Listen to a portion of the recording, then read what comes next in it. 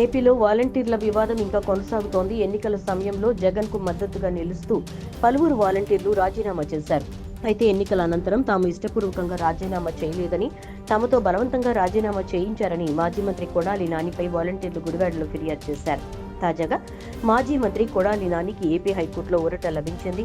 ఈ కేసులో నానిని అరెస్ట్ చేయొద్దని హైకోర్టు ఆదేశాలు జారీ చేసింది. కొడాలికి 41A నోటీసులు ఇవ్వాలని ధర్మాసనం తీర్పిచ్చింది.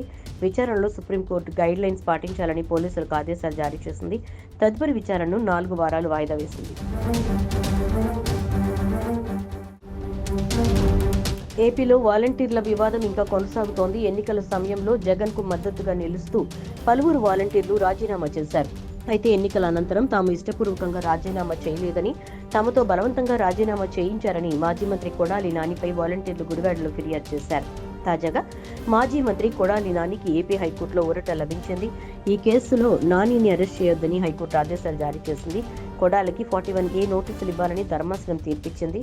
విచారణలో సుప్రీంకోర్టు గైడ్ లైన్స్ పాటించాలని పోలీసులకు ఆదేశాలు జారీ చేసింది. తదుపరి విచారణను 4 వారాలు వాయిదా వేసింది.